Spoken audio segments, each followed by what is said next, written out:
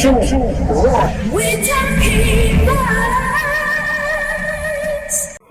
Incidents of violence would have been less volatile but for the involvement of young people. And this is the reason there's an increased call for people, a lot more people to lend their voice as to how young people can be kept out of violence. My name is Kali Igwe. Welcome to our program, Talking Violence. And that will be the thrust of our discourse today. And our guest is someone very, very special. Someone I choose to brand as Mint. Mint as in someone that has just come up with a very brand new special position that will also be able to influence the way things are going in our country as far as security on our waterways is concerned. Chief George Moghalu. Chief Moghalu, you're welcome to the program. Thank you very much. Okay, let's start this way now. I must start first by congratulating you on your new appointment as the brand new Managing Director of the National Inland Waterways. Now, let's start with the issue of security along the waterway. Incidents of kidnapping have been reported a lot of times all around. I don't know how this bothers you before you even came on board. And now that you're here, how are you confronting this? Violence in our country today, especially as it concerns the youth, is very worrisome. Very, very worrisome. And something has to be done about it. And if I now particularize it to the waterways, like you just said, with regards to security on the waterways, yes, it's an unknown challenge. It's a problem that transverses all sectors. You see it in politics, in business, and even in homes. Today, sad enough, you have cases of violence. For us, we are conscious of this fact, and we're partnering with both the police, the armed forces, the army, the navy, even the air force, to ensure that our waterways are all year navigable, all year secure, so that we can develop that sector for our economy. You are aware, like a lot of people are, that we have what we call the Marine Police, which is a department of Nigerian Police Force. And they are committed to ensuring that we don't have cases of violence or crime of whatever kind on our waterways. And they're up and doing. We as an agency, we're trying to do all we can to support them, to encourage them, to meet them at the points of their needs so that they can be able to render that service. But one thing I want us all to do at all levels, at homes, businesses, wherever, churches, schools, is for us to preach against it, to improve on the consciousness, the awareness, so that people can be aware of the problem, of the challenge, and the need why young people should not, for no matter the reason, should not be associated with anything violent. Now, before now, the incidents of kidnapping, militancy in the Niger Delta was a water issue particularly. Especially when they get into the waters, it becomes a lot more difficult for these things to be policed properly or probably even arrested.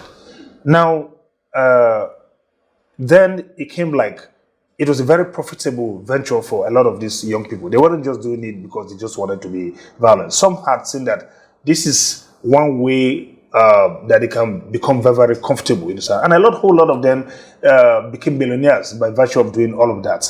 Now, it was a Niger Delta issue. It was a water issue. I don't know how frightened you felt now. And then do you think the calm we're experiencing now is to do with what the authorities actually did, or that they've had enough and it's just a break now? No, I think it's more of what the authority has done. You see, one thing about crime, if not checkmated, will continue. It's natural. If you're doing something wrong and it's paying you as a person and the society pays lip service to it, the government ignores that, they will continue doing it. So I think that is more with what government has done. It's also important at this stage to let everybody know that it is not only the government at the center, government at all levels. Even we as individuals should be able to talk to our children, talk to our relations, make them understand the implication of what they are doing. It does not pay. Let people sit down to take an analysis, take a study of the people we think have been in this crime business for quite a while. Look at their history. Look at where they are today. Look at where they are coming from. Then you'll be able to, without even anybody teaching you, appreciate where they are going to be tomorrow. Mr. Moghalu, if people do this for business, if they do so they can profit from this, then now in your capacity as the MD of NIWA, given that it is business as this people were looking for, which other legitimate ways do you think that you can empower people around those areas, around those regions? Where There's quite a lot to do. There's quite a lot to do, and that is what we are saying. By the time all our waterways are opened up, settlements will develop on the creek lines, and people can start all forms of businesses. Would there be a conscious program for? Oh, why not? Yes, we are. We are as an agency. We are. It's part of our civic responsibility. I mean, targeting youth. Yes, young targeting people? youth and educating them. We have discussed it at management level. It's part of what we need to do. It's part of what we need to do as an agency. And we're looking at that and see how we can partner with other organizations that are dealing with youth empowerment. All right? So as we get along, we'll continue doing that. We'll keep educating them, getting them engaged in various trades that are honorable. Kidnapping is not an honorable thing. Stealing is not an honorable thing. Crime is not honorable. So we engage them so that they can do things that are honorable and at the same time beneficial to them and the communities. Okay, now let me get your perspective on this issue of amnesty. Amnesty came, and to some people, there's some thinking in some places that this measure rewarded radical elements, rewarded bad people, to the extent that some other persons are even contemplating even launching their own, you understand? And I do not know, do you think amnesty has been applied by various state governments today around, you understand? Is a sustainable thing or just one temporary thing that is meant to... It can be said to be temporary because, for example, the one that was started by the Yar'Adua administration has remained. All right? In fact, do you have enough money to sustain this? That's what I'm saying. As we speak now, there is a department that is handling it, Office for the Amnesty. Are you getting me? Yes. And then government is funding it. The beautiful thing about it, I don't have all the details, so I may not be able to speak with every emphasis or authority on this issue. But the point here is that the beautiful thing about it is that they have a training program. That is the aspect that I'm excited about. Is a training program, sending people to school, exposing them to different trades and crafts. Okay? What we should now think about is, having gone to school, how do we engage them afterwards? So if I have opportunity of talking with the operators of the amnesty program, my advice will be, while we are training them, while we are training them in different crafts, while we're sending them to school, we should also look at developing an employment program, a work schedule. Even if they are going to be self-employed, how do we prepare them? How do we encourage them? How do we set them up to be able to do that which they've been trained to do? Because if we train them and don't engage them, for me, the training is wasted.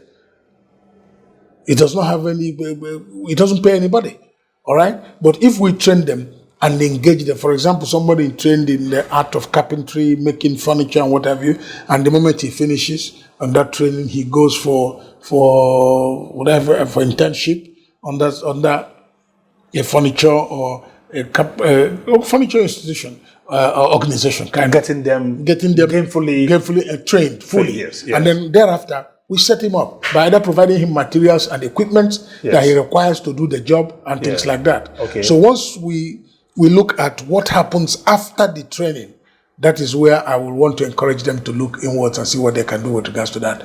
But as for the aspect of getting people trained, getting people gainfully engaged in something meaningful, I think it's a good initiative. We're discussing with Chief Judge Moghalu. We'll continue the conversation after this time out.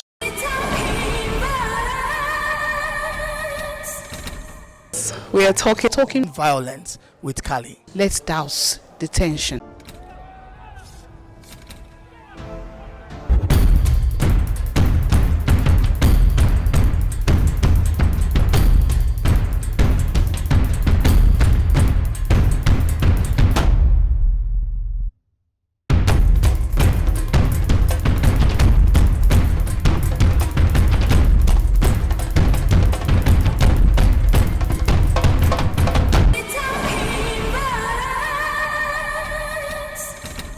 Welcome back.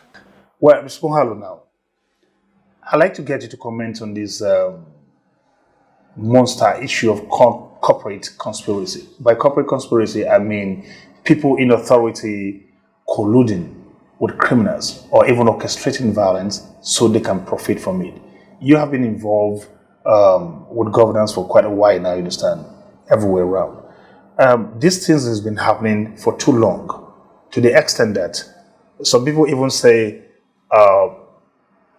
crime, organized crime or violence is some kind of business of people, to the extent that they can even go to the stock exchange very soon. I don't know. Why do you think people do this?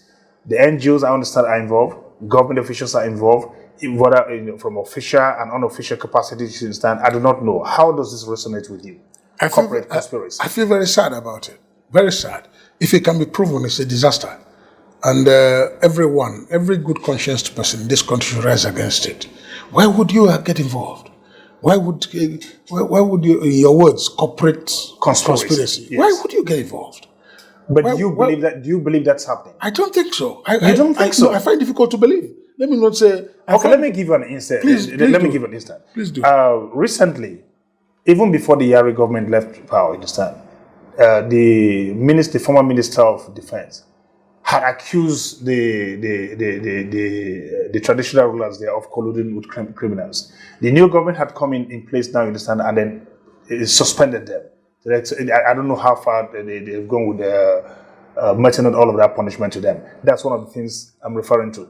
There was a particular criminal that was apprehended, even though he gave an interview and he said, they asked him, why were you asking for as much as 1 billion naira? He said he needed to give money to the police, give to the army, give to this and that and that kind of stuff. You heard that. So this is what I'm referring to. People really say, I'll be surprised if you say you do not know that. I don't know. I still insist I don't know because I have no empirical evidence to prove it. But like you said, the reference you made with regards to what the chief of the former minister of defense, yes, what he said, and then the action taken by the Zamfara state government. Yes. And I mean every word of it, if it is proven, because I wouldn't like people to be punished when you don't have evidence. But once it is proven that anybody at that level of a traditional ruler who has a responsibility to collude with criminals, not only would they suspend him, he should be debarred. He should be punished. The punishment should be strong enough to deter others. What kind of punishment? He should be dethroned. The first thing to do is to dethrone him. Is that enough punishment? Yes, it's not worthy. It's not worthy. Anything that can do with disgracing him should be done. Because it's not worthy to lead. Because it Even up to imprisonment? If it's possible, yes. If there's evidence to prove that he colluded with criminals to cause violence, do you know what it means? And in the course of this violence, people lose their lives. Properties are destroyed. And then you sit in the opulence of your throne. Meanwhile, you are colluding with these people in the night for whatever gains you are likely to make. And then people lose their lives. They make the environment unconducive for private persons to live their lives and business to thrive. So what you have succeeded in doing is to destroy the entire institution. Okay. And if you can do that, then what's wrong with getting you dethroned? Like the one you said, who said he needed 1 billion to give to police, and one for me is sad, because if you have evidence to prove that, those people should not be in the force. If you can prove that, we must also not lose sight of the fact that somebody may want to get as many people involved, may want to call names, or generalize. I want to give police. Who is police? I want to give army. Who is army? It's better you say, I want to give to George, the policeman. Are you getting me? Yes. Or George, the army man, or George, the soldier. Something you must be speaking specific terms. It's just like Me coming out now to say, these journalists, you must give them brown envelope before they hear you out. It may not be true. But do you believe that the longer the crisis persists, the more money some people make? Like, sure. Like recently, when some particular military personnel vanished with as much as over 400 million naira. That's sad. No, if like you said, if the crisis persists, Yes. certainly it will be good for some people, because the truth remains that the casualties, the IDPs will keep growing, and as they keep growing, you have to feed them, you have to clothe them, you have to locate them to where they're going to stay, you have to shelter them. Okay, so more money will be spent on continuous basis. So it's not a win-win situation for anybody. It's a lose-lose. Everybody's losing. Government is losing. The individuals are losing. The people you are making uncomfortable are also losing. We're talking violence. Okay, as we grind towards the halt now, let's see which other ingenious ways from the inside of your mind do you think we can apply to halt the spate of violence in our country, especially as far as young people are concerned? For me, two approaches. We must up the game using the private sector to address the issue of youth unemployment. Because government cannot employ. It is the private sector that drives employment. Government creates an enabling environment for the private sector to grow. And when the private sector grows, the issue of employment is addressed. So for me, that is one major area. And I think I must commend government for what government is doing now. The government of Muhammad Buhari is doing quite a lot on the issue of addressing the issue of youth unemployment by way of new programs that have been created, the Empower, school feeding, all these things are all aimed at engaging as many people as possible. Now, apart from that also, I think we must try as a nation to invest in intelligence gathering. We strengthen the departments that are involved in this aspect of security. Because if we can get intelligence reports using whether conventional or unconventional means, it will help the security agencies to nip some of these things in the bud before it starts happening. So I think that if we emphasize these two areas, we're going to make reasonable progress. Do you think the youth have any role to play in any of this process you're recommending? Oh, sure. They have a lot of roles because they are the people for which it was designed. We also, as parents, we also, as people in society, talk to our children, talk to our relations, talk to our friends. You see, we must make them understand that crime does not pay. Violence does not pay. But you see, if you take your time and follow the righteous path, it may take you a little longer, but you will get there in peace and you get there in safety. And you will enjoy the labor. But when you want to, there's no shortcut to success. You build, there's no shortcut. Really? Because you pay a price if you cut the route short. You pay a very big price that may return you to a worse situation than you were when you started. The only thing I know you do from the top is digging grave. Every other thing you do, you grow it. Yes. Even from life. There was a time you were less than 1 day. Yes. Today you are an adult. Tomorrow you keep growing. One day, when I see Carl now, you may be with walking stick.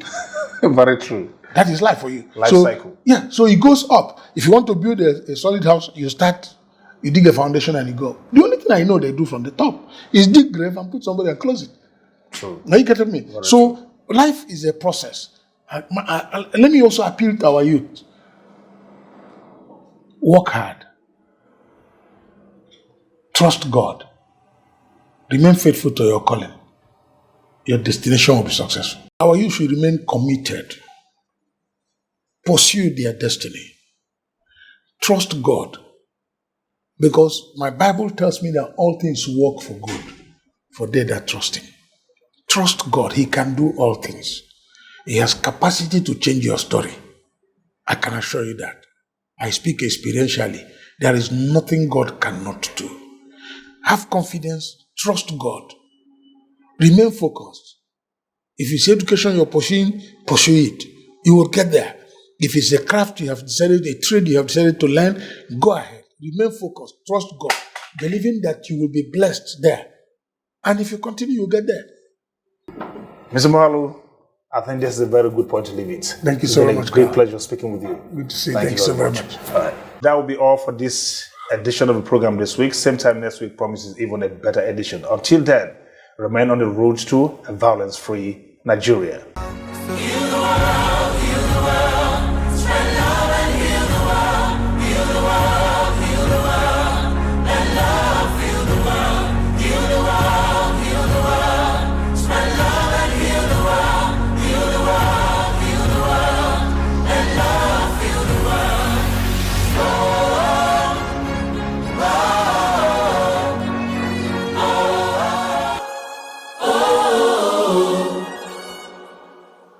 Let's send love to every length and breath. Let's show love while we're still alive, not in death. All for love, I say.